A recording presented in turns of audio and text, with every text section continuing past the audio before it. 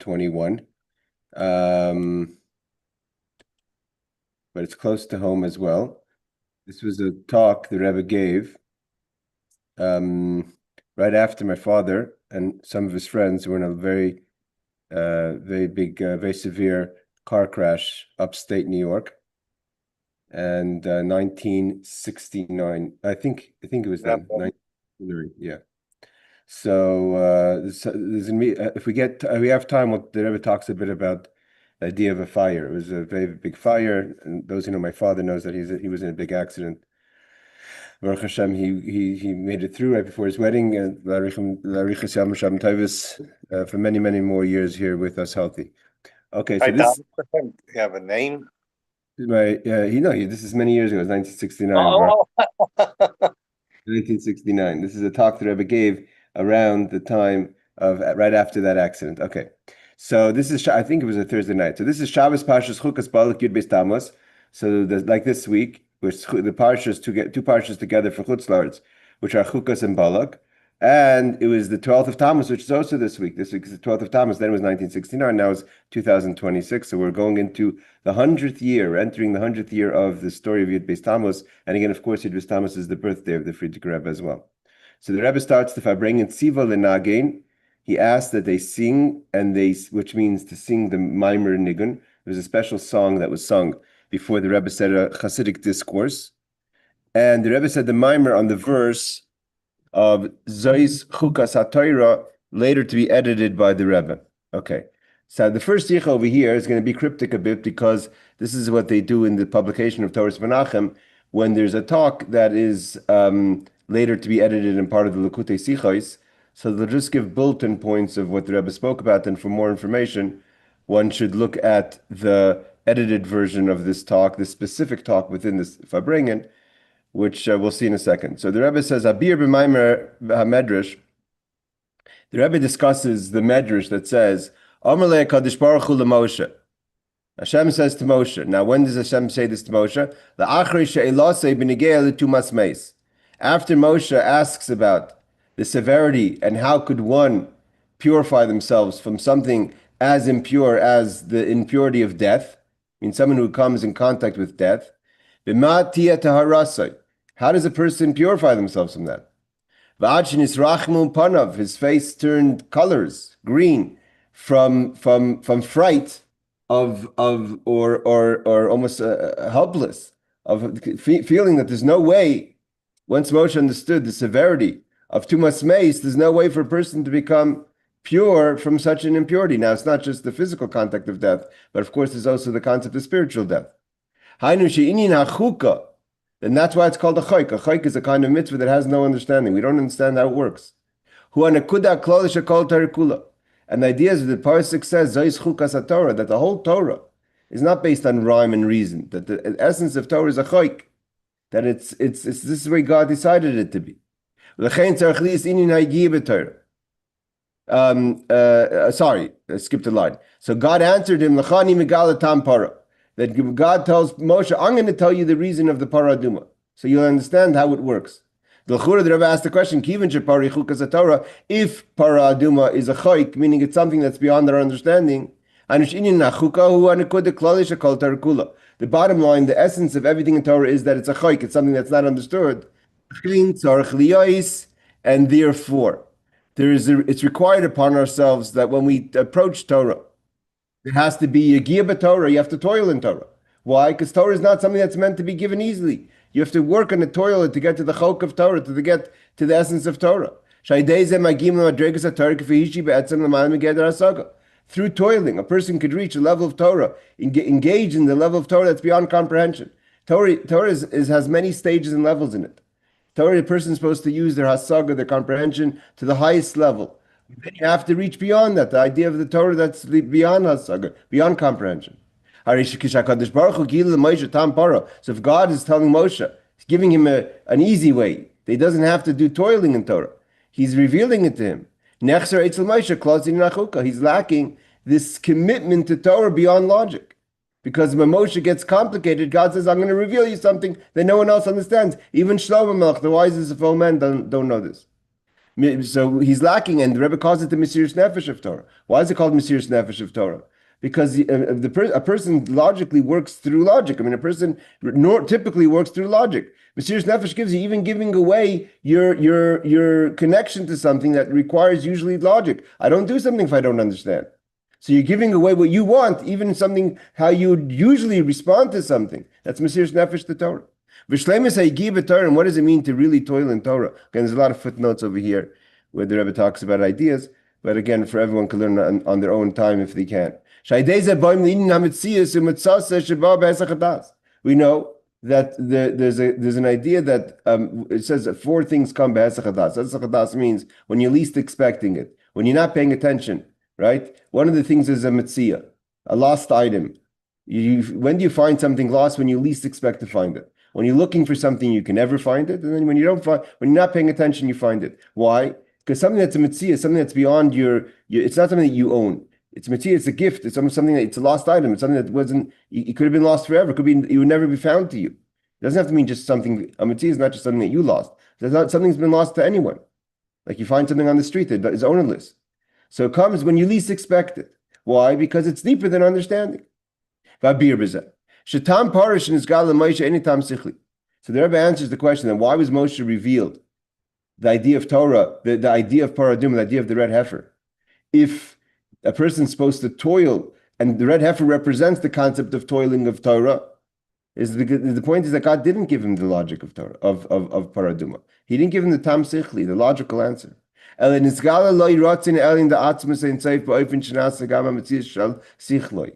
That God brought Moshe into the space of the infinite, that it became part of him.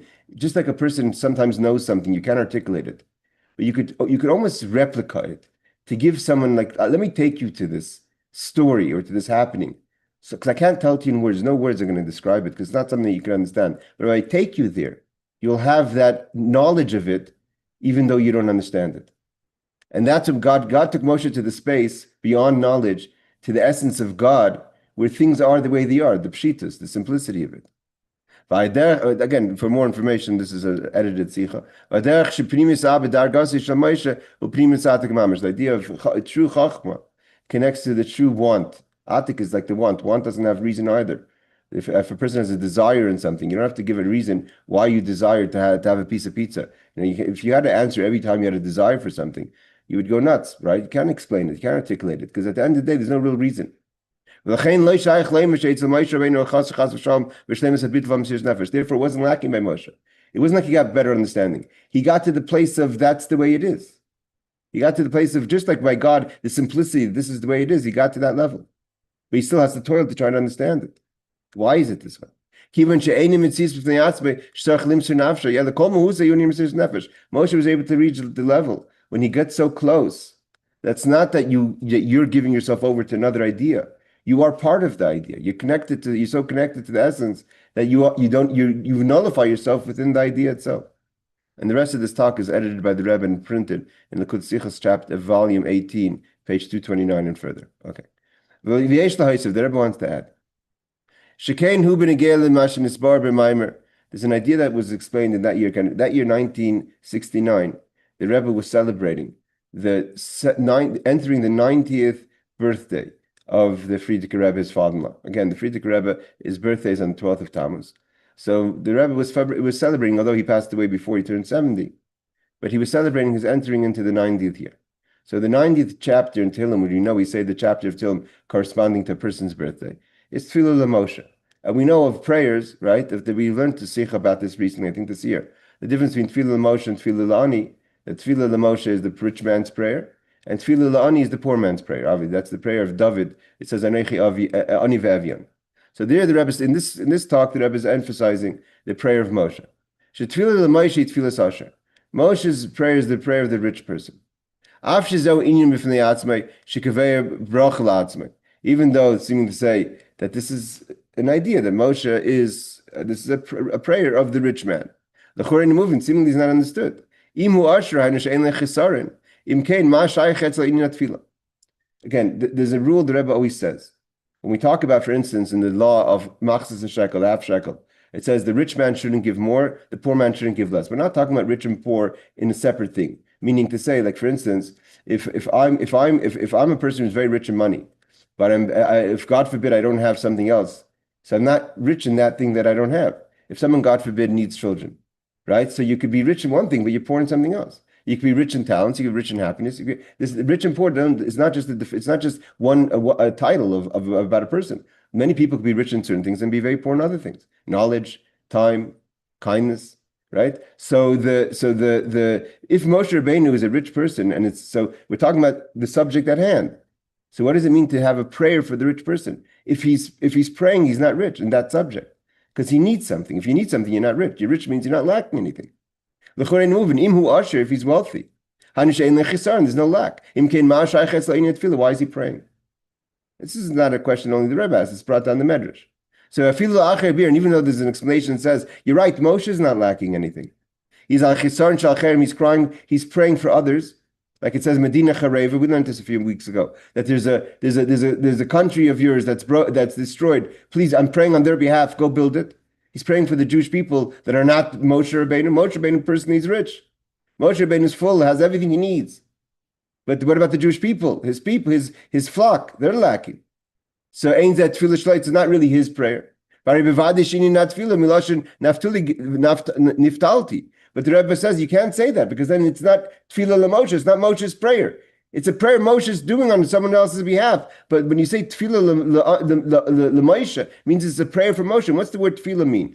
It's not really translated as the root of the word Tefillah is from the word Naftuli, Niftalti, which is like a Teufel Klicheres, to connect, to reconnect something. A Teufel Klicheres is talking about the laws of like a person wants to paste together or glue together a broken pottery, right? Everyone's dropped a piece of pottery on the floor, and if they're big enough pieces, you glue it together. That's the word a teifel klicheres. You put together a earthenware that's fallen apart.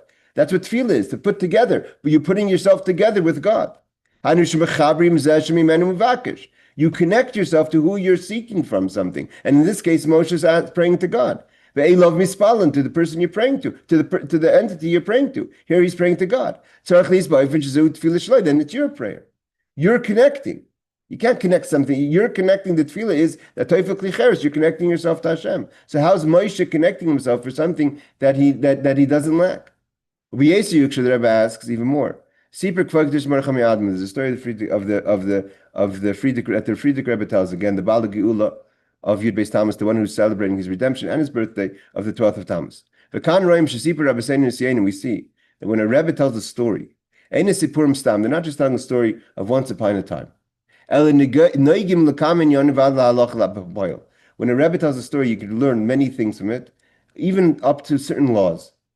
It's a famous story. A person walked in, the Rebbe told the story.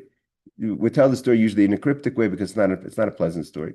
Where a person once walked into the Mittel Rebbe. The Mittel Rebbe is the second Rebbe, the son of the Alter Rebbe Dovber. Ubikish tikun, he asked for a fixing. Al inin kazeh, that something was so low. The person did something so low. Sha'admar amtsai lo yoye yoichel. Limsei ba'atzmer fil b'dakas dakas. We know the rule is that when you come to a tzaddik and you ask a tzaddik for a tikkun, the tzaddik can't be abstract from the idea. He's not hearing something that you did that has nothing to do with him or to her if you're going to a righteous woman. Why? Because how could you connect to someone's issue if it's nothing to do with you? So you have to feel not just the pain of the person's sin. You have to find the sin within yourself, something that you could connect, understand that you actually find within yourself something that you need to fix. That's connected to the person that you're trying to fix. And in this case, it was such a sin that the Rebbe couldn't find any way to connect it.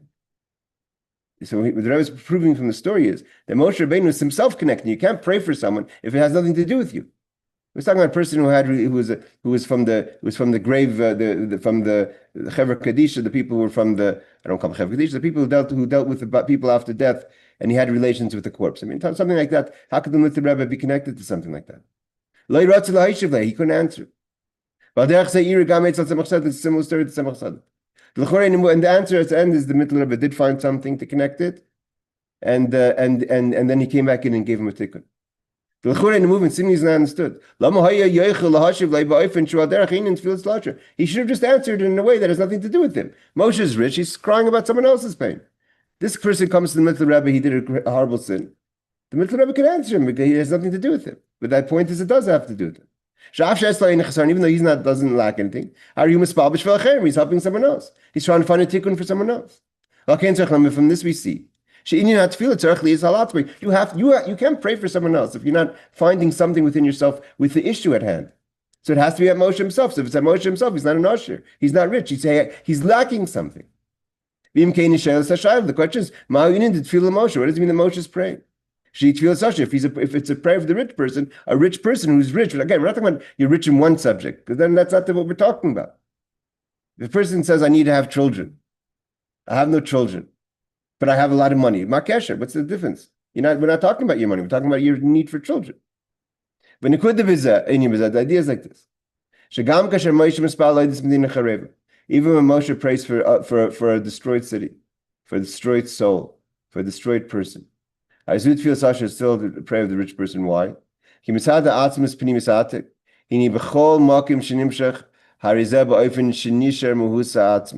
idea is when you connect to something that's the essence, and like we said before, Moshe gets brought up through the paraduma. God brought Moshe into the level of essence. The essence is always the essence. Essence is always essential. And therefore, even if the essence is seemingly in a situation that could connect to someone's pain, and it finds it within himself, it's still the essence. And the idea of Tfilas Ashir, which is amazing, a description of Ashiris is, if you look at Ashiris as accumulated something, you accumulated money, or you accumulated knowledge, you accumulated talent or love, whatever it is that you're rich with, right? So you've seemingly accumulated something separate from you. And it wasn't even a sure thing that you would get it. But when your richness is from essence, and essence is that everything, God is the essence of every existence. So it's not an accumulated wealth. It's an essential wealth. And therefore essential wealth could be essence, nevertheless be connected to the pain and to something that's lacking. He explains that it's a difficult concept. You could talk about this a long time. So the Rebbe says, when you get to the essence of the God's desire, which is almost the highest description that we could understand of God, it's still the essence. The essence is not lacking. The essence of God is not lacking anything. That you have to add to it. It's not accumulative. True wealth is essential wealth. Because God's the essence. We can find this also in levels within godliness. Like it says, the question. It says that the low light cries up to the high light and never stops crying because it always has a desire to get to the higher light. The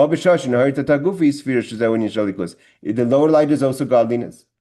And if it's godliness, why is it crying and why is it lacking? Because it means the wealth is in the essence. But the essence itself could be in a situation that it wants more, even though it's essence. Again, this whole idea is deeper than what we can understand, but there's a point the Rebbe is trying to make. The point the Rebbe is trying to make is in the next paragraph, and that is the idea of how do we deal with suffering, and how do we deal with, because what is suffering by definition? Right? Suffering by definition is in a horrible situation of lacking, right? You're suffering; it's not a good situation, but we have the halacha. We can find the same idea in every person. This idea that you could have a tefillah be an ashir means you're in essence. Every Jew is a part of God, but nevertheless, there's a tefillah. There's something that there's a chasarn. There's something lacking, and the point is never to forget that you're an ashir. Never to forget that the essence that you are an essence, part of an essence of God. The Rebbe starts. Our rabbis have taught us. Chayiv levarech ala ra kashem shevarach hatev.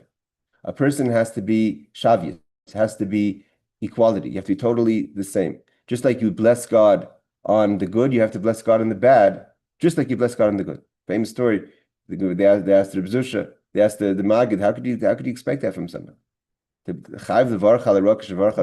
person has to be just as thankful for the bad as one is for the good. So he said, go to Zusha, Reb Zusha, Anapali. Zusha said, nothing bad ever happened to me. Why?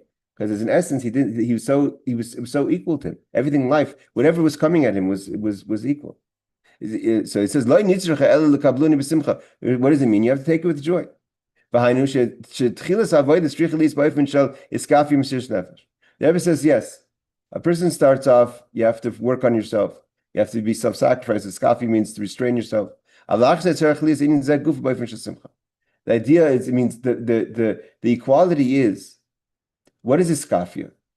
A skafia, by definition, in avoda, or Mesiras Nefesh also is the concept of chisaron. A skafia means you're struggling with something.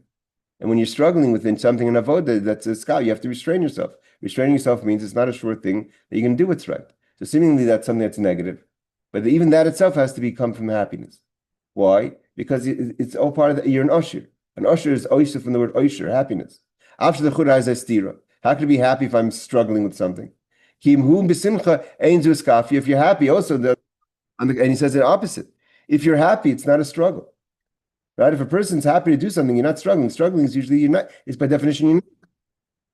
So he says, what's the idea of skaf? You have to break yourself. If you're happy, you're not breaking yourself. Moshe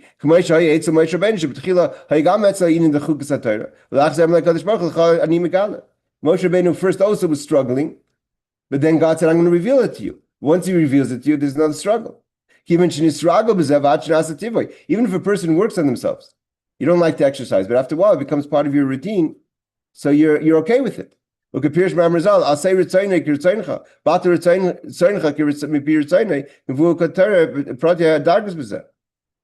That what we find that even though you have things that are difficult, but when you push yourself and that becomes part of who you are, you're able to start finding simcha in that. Like the Rebbe says, make your will like God's will. What does it mean, make your will or nullify your will to God's will? That though it's God's will and it could be hard and it's challenging, but you're pushing yourself. Like Moshe, who started off, it was difficult, and he got to some sort of clarity. So too, a person has to find simcha even in the difficult situations. And that's the idea of oisher, of wealth, even in things that are seemingly lacking, that are difficult. Is why? Because when you're connected to the essence, when it's part of who you are, I'm not sure this idea was put down to writing as good as it could have been, but the idea is that when wealth is, again, when you're essentially wealthy, if your wealth is defined by accumulative wealth, so if you don't have, then you're not happy. You don't have the wealth. But if you're essentially wealthy, so it's not a contradiction to having difficulties. This idea that a person has to always be happy. We know this from what the Friedrich Rebbe himself said about the very difficult time he went through in the 12th of Tammuz. The whole difficulty he went through in the imprisonment. The Friedrich Rebbe says an amazing thing. He suffered all the suffering. He was put into horrible physical torture for the time that he was in prison. We're talking about only the way the Russians know how to torture someone, right? And he says he took upon himself the torture. Everyone else had everyone else had the simcha. Everyone else, Yud-Beis Tammuz is a great time simcha. But the difficulties the Friedrich Rebbe went through. Right? There's a boim l'gula mitzvah shleima. How does a person find true redemption, inner redemption, personal redemption? Is to find that inner wealth, the inner oisher, happiness, the essential happiness and wealth that you have within yourself. And again, it's not a contradiction to difficulties. We go standing up straight to our land, the Holy Land, with the coming of Mashiach. The Rebbe continues, this that we said before, this Mashkasim Medrash Tefillah about the Medrash that says Tefillah Moshe. It's connected to Yud-Beis Tammuz. Which is also the birthday of the Friedrich Rebbe. Based on the custom, we know the custom is that one says the chapter of Tehillim according to your birthday. So if you are 50, you say chapter 51 because you're going into the 51st year. Yud-Beis Tammuz, the Shana Zu, this year 1969. Mistayim in Peita Shana, the Friedrich Rebbe would have turned 89, which means he's going into his 90th year. We enter the 90th year. And Moshe's prayer is Tefillah Moshe, the rich man's prayer, is the capital, is chapter 90. The Rebbe says, In the brackets, one is going to ask the question, what do you mean on 1969? Previous Rebbe has already been passed away almost 19 years. So what does it mean to celebrate his birthday and to say his chapter? So we know by Chassidim, especially by tzaddikim, we continue to say the chapter even after a tzaddik passes away, because the tzaddik is living, has chaim nitzchim, has everlasting life, maybe not in the physical body, but he's with his Chassidim, and every year he's getting stronger. Like the Rebbe says many times, one continues to say a chapter Tillim even after the passing of a tzaddik, and goes every year to a new chapter as the tzaddik would get older. Even though the tzaddik passed away, the Nazi passed away, doesn't have the physical happenings like we have in this world. Surely not this coarse world. A shepherd never leaves his flock. On the contrary, and now there's no limitations, so the tzaddik has more opportunity to be with his or her flock. It's even easier to be connected to the tzaddik, as it's brought down in the Geras HaKodesh, letter 27, which deals with the question of passing of a tzaddik. So surely that we could say that this year, meaning 1969, was the Frierdiker Rebbe's entering into his 90th birthday. Also, the Rebbe brings down this from the Rishima, from the notes of the Baal Simcha V'Geula, from the one who's celebrating his redemption, meaning the Frierdiker Rebbe. Many years after his father passed away, meaning the Rebbe Rashab. The Rebbe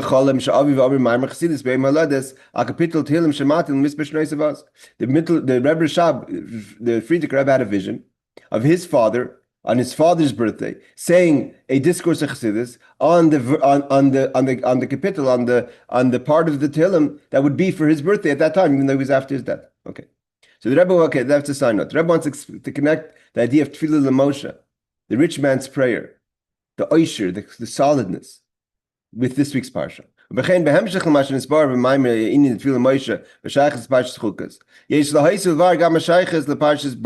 There's a connection between the idea of the tefillah of Moshe, the rich man's prayer, with our second parsha, which is Balak.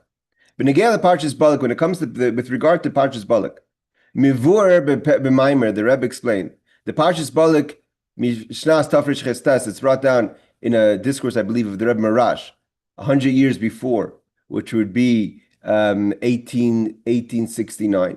Shebalak ubilam, it's brought down that the two main Rishoyim, wicked people in the second parsha, are Balak, the king of Moab, and Bilam, who we all know is our relative. He's a son of Lavan, as brought down the Gemara. Those two people are the main characters of Parshas Balak, right? So Balak and Bilam, Heim Bechinas Zel Umazeh, the Klipa Shekineged Moshe Aaron. Moshe and Aaron are two giants of holiness, but everything in holiness has to have a counter in impurity. That's the rule. Every single existence in the world of holiness has to have something that counters it in some things that are unholy. Who counters Moshe and Aaron? Balak and Bilam.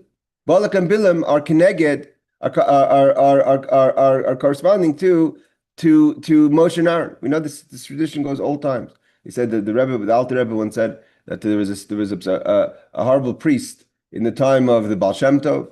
And there was some people say Franz Joseph in the times of the Maggid, the Alter Rebbe. There's different people. Napoleon in the time of the Alter Rebbe. There always has to be kedusha counted. The only thing it says Babu de Babu Leslo is the Yechida, the oneness. From the oneness, there's no counter to the essence of the soul.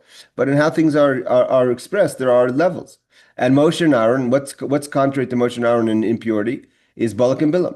Why? Bilam hu amenagid. Bilam is the enemy, the klipa from the places of impurity, which that fight Moshe specifically. How do we know this? Maimar Zal, we have a famous Rashi that brings that from our rabbis that's brought down at the end of the Torah. That it says at the end of the Torah means the end of Devarim, the end of Zos HaBracha, before Moshe's passing or after Moshe's passing. There will never be a prophet like Moshe. Torah testifies there will never be a prophet like Moshe. The Rambam puts us into the principles.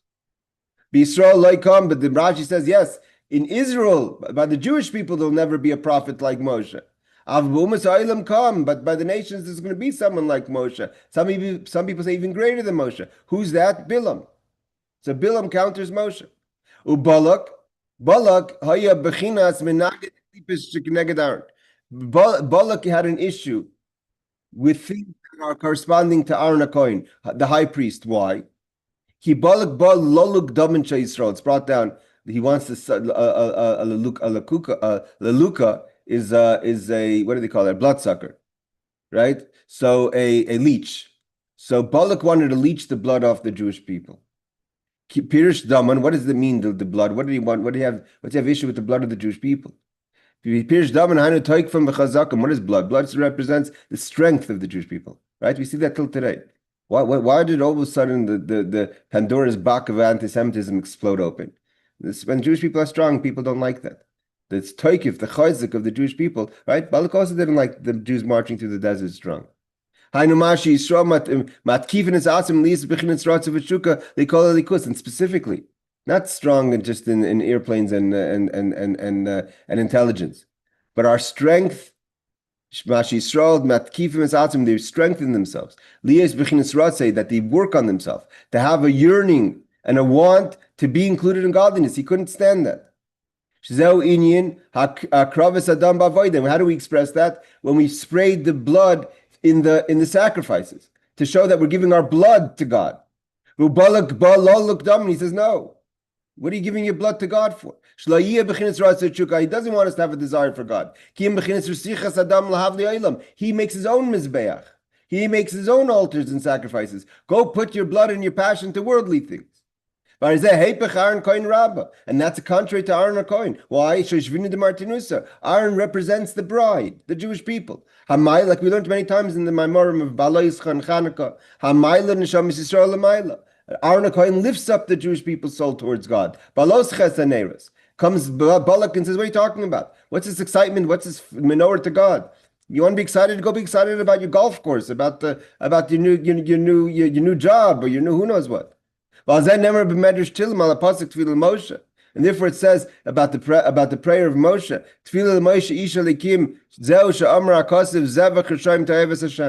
The Medrash says that God only wants for Moshe. And he quotes the verse that Zevach Rishayim, a sacrifice of the wicked, right? Balak makes sacrifices. Bilam makes sacrifices. Is Toyevas Hashem, is an abomination to God. The rest of this talk is strong. I'm warning everyone. Zel Bilam Balak. Well, who's the wicked that their sacrifice is an abomination? We're referring to Balak and Bilam. When Bilam tells Balak, Binali Bezeh Shiva Mizbechais. Bilam tells Balak, you want me to curse, you want me to draw energy, right? What is he asking Bilam to do? To draw energy from holiness, because he knows that he's a prophet of God. So he says, build altars. God's watching, and he says, Rasha, wicked one. You want me to take your sacrifice? Question mark. They're an abomination to me. A sacrifice of the wicked of Balak and Bilam is an abomination to God. I really want. I like the prayer of the righteous. The prayer of Moshe. That's the Medrash. The idea is like this. Here the Rebbe says strong words. When a Yid sees the nations in the world dancing in the sanctuary, it's an expression of the Gentiles celebrating the destruction of the temple. Right? Why is it bothering everyone if you talk about the temple? So that's Umas Ha'olam Meraktim Beheichel. The nations are dancing in the sanctuary. And you look around and they're being successful at it too. And sometimes you see not just success physically, materially, you sometimes see spiritual success. Bilam was spiritually successful. The Rebbe gives an example. Yehudi Heilich B'Rchayv. V'roi professor, science. Sometimes even Yom Kippur is dependent on science. The doctor has to say if the person can fast or not. And what do you say? Why do you have to come on to the professor? Because he went to college, you didn't. You don't know the answer. If the person has to fast on Yom Kippur or not. I'm not sure that I was talking about something there. And a person's a believer and knows that everything's by divine. God decided it to be so. God agreed that they should have the power, even Baruchnius. The merakid behechel, the dancing on the sanctuary, and they have success both spiritually and materially. V'zeh koich nylon, that's a great, and not only that's a great strength. The fact that something so powerful could give life and to even koich hatuma, to impurity, means where it's coming from. We know the rule: the higher something is, the lower it could fall. So the Rebbe is saying, what's the effect? The Jew may say, I have to give credence to this. I have to be misparel. I have to be overwhelmed with this. Wow! I have to be wowed. Look at this. Even they could dance in the sanctuary. They have some sort of power. We find this even by Moshe. Moshe was terrified of Paro. He's called the great serpent. Meaning he had strength, impure strength. That's why God had to say, Boy al Pari, I'll come with you. But Moshe was scared to go to Paro himself. He wasn't physically scared of Paro. He was spiritually scared of Paro.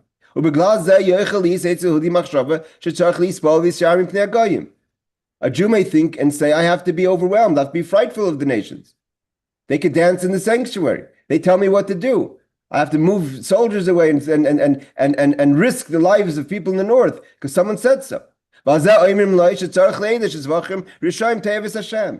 therefore you have to know that the sacrifices of the wicked is an abomination to God. Doesn't change the fact that it's a sacrifice. We're not saying it's not a sacrifice. It is a sacrifice. He built the 7 mizbeches. He built the 7 altars. On the contrary, though it's an abomination, it still has the power of an altar. There's power here. There's no one saying it's a myth. And it's brought down that who made these altars? Bilam and Balak, Mavur Bakabala, Oidis Akavanis, Shekivim Bilam, Kedela Hamshachas and Yanim Shiratali Paladekar Barnasam. And these people knew what they were doing. They built altars in a way that it's brought down in Kabbalah, that he knew how to manipulate the powers, and he thought he would be able to manipulate the powers to be effective in cursing the Jewish people and bringing destruction to the Jewish people. He was even able to do prophecy. He prophesied in the whole parsha. The whole parsha is full of prophecy. Even though he couldn't stand because he was a person who wasn't circumcised. He had clarity. Like it says Vayakar likim al bilam. Even though it doesn't say Vayikra, it says Vayakar, a derogatory term, but doesn't change the fact. What the Rebbe is saying is that it's not what we're saying over here is that sometimes there's 2 ways that a person deals with an issue. One way you deal with an issue is to say it's not true. It's nothing. Or another way to say it is, even if it is something, that doesn't change the fact.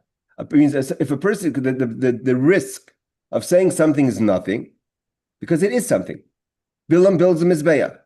He has prophecy. He can manipulate the powers of Kabbalah says. But you still don't care. That's the point. Because when you say it's nothing, and it really is something, so then that's a bad argument. So if you say, who cares? It's nothing. It is something. But even if it is something, who cares? It doesn't have to be nothing for me to and if it's something, all of a sudden I'm going to change myself. I know one thing. I have Moshe Rabbeinu. I have Torah's Moshe. I know what the Torah says. I know what God told me to do. That's what I have to pay attention to. And it doesn't make a difference if it's something or not. Bilam was the prophecies weren't any kind of prophecies. They were the prophecies that like the Rambam quotes, the source of Mashiach comes from this week's parsha. He prophesies about the greatest of all times, the times of Mashiach. Dorach koyechev miyakov, a star will shoot from Jacob, become shevet Yisrael, the tribe of Judah. All these prophecies. So a person may say, what do you mean? It's obviously something. If it's something, then I have to be overwhelmed. Maybe the Gentile is going to tell me how I'm supposed to be a Jew. The Torah tells you how you're supposed to be a Jew. It still doesn't change the fact. It's something, but it's still an abomination to God. But what do I want? What does God want? The prayer of the righteous. Tefillah the Moshe. We find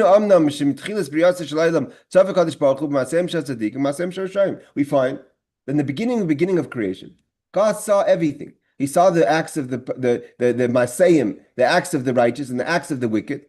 Like it says, the world was chaotic. What does it mean chaotic? These are the actions of the wicked. And we're not just talking about the negative actions. We're talking about even building the Mizbeach of the wicked. And then God says, let there be light. These are the actions of the tzaddikim. And at the point of creation, we don't know which way God's going to go. Why? Because God is pshitas. You can't bribe. God is beyond being affected. But the bottom line was he wants the actions of the good, of the righteous. He has no desire in the actions of the wicked. When the Rebbe says, what's the bottom line that we're talking about? Again, this is, you have to remember, we're talking about 1969, between the 6-Day War and the Yom Kippur War. Although we're in exile, and the land, the law of the land is the law. Like it says, we have a verse to support that. Dirshu as Shalom Ha'ir. Pray for this, for the safety of the city. That I'm exiling you to that place. Pray for the country that hosts you. But you have to know, at the end of the day, everything comes from God. Why is the rule, the law and Torah, that says the law of the country is the law? Because God decided to. And God is the way the things work in the kingdom of heaven, so too things work in the kingdom of the earth. God decides who's king and president of the world. God has royalty. If that's the case, if it's a question about Judaism, what does a Yid do? What does a Jew do when it comes to Torah mitzvahs? No one, the nations are not going to tell you what you have to do when it comes to your performance or the way Torah mitzvahs have to be performed. And you're not going to be overwhelmed by that. There's Mizbeach, and there's power even of Kedusha, of manipulation through Klipa. The rule is that when do we say the law of the land is the law? Is only when it doesn't affect. What does it mean you don't have a wolf anymore? I don't get that. We'll get back to the second, Julie. It says, you're mute. He says, when does it say the law of the land is the law? When it doesn't affect your Judaism, like the Frierdiker Rebbe. The Frierdiker Rebbe, when the communists took over, he could have said, okay, they said you can't open up a mikveh. You can't teach school. No, I mean, that's nice and good. The law of the land is the law, but not if it's going to affect Jewish education. You don't get overwhelmed. Like the Frierdiker Rebbe said, only our bodies are in exile. No one has rule over our souls. When it comes to the question, there's souls and godliness. We don't have to be overwhelmed by the nations. And don't get overwhelmed by their strength. It's not even if they're only strong in physically, but even if their strength is ruchnius, spiritual. This is the bottom line. This power that it's given is only like someone who throws something over the shoulder. Like the back of the neck, it's only external. It's not even like the forehead. It's not even though the forehead is not like the eyes and the ears. But it's still part of the front of the face. That's why we say netzach. Perseverance comes from the forehead. The point is, it's part of the desire. Even if something seems that doesn't have the level of eyes, but it's still part of the focus. It's not the throwing something over the back. Even not even the back of the neck, but the shoulders, which are lower than the back of the neck. The Rebbe says we don't get overwhelmed. We have to be strong. And if Torah says something, whether it's a question of Pekuch Nefesh about Eretz Yisrael, whether it's about our performance of Torah mitzvahs, whether it's about Jewish education, New York City's fighting with trying to change Jewish education, that we're not in a spoil. We don't have to get overwhelmed. The Frierdiker Rebbe went to prison for that. He was almost shot for that. When a person is not fearful, stay strong and knows that Tefillah Moshe, God wants the prayer of Moshe. You don't get overwhelmed by this. If that itself breaks the strength. That's what happened on the 12th of Tammuz. It broke the strength of the communist. And this will bring to the promise of the prophet that the kings will be with you, like it's brought down with the times of Mashiach. I just want to see something small about what the Rebbe spoke about after my father's fire. The Rebbe has another whole talk over here, a beautiful talk. So So I think if we go further down, so it's a nice talk. We should have learned it maybe. Let's see if we have it here, if I could find it. Yep, it's not here. I thought I saw it somewhere about the fire. I know it's here somewhere. I just have to see a second. Give me 1 second, guys. If not, Julie, while I'm trying to find it, what do you mean you're not a wolf? You're on mute. Okay. I was trying to reply to somebody else about a dog, so Oh, that didn't mean to go to everybody. I apologize. I can That I probably cannot sounded very accept that. strange in front of everybody. Out of okay. a serious conversation, then I don't have a wolf, so No. It's not a problem. Okay. dogs and animals. I didn't know Sorry. that that could go to you, man. I didn't know that you could have read that. I should have hit the reply to you. That's, hey, that keeps things light sometimes, right? I just say No, something. absolutely no That problem. means dog, so yeah. Okay, everyone. Well, I can't find it, so I guess maybe it's in another talk that I didn't. Maybe it's Yud-Beis Tammuz actually. All right, everyone. Laila Tov, good Shabbos, and meaningful Yud-Beis Tammuz. Take care. Thank you for joining.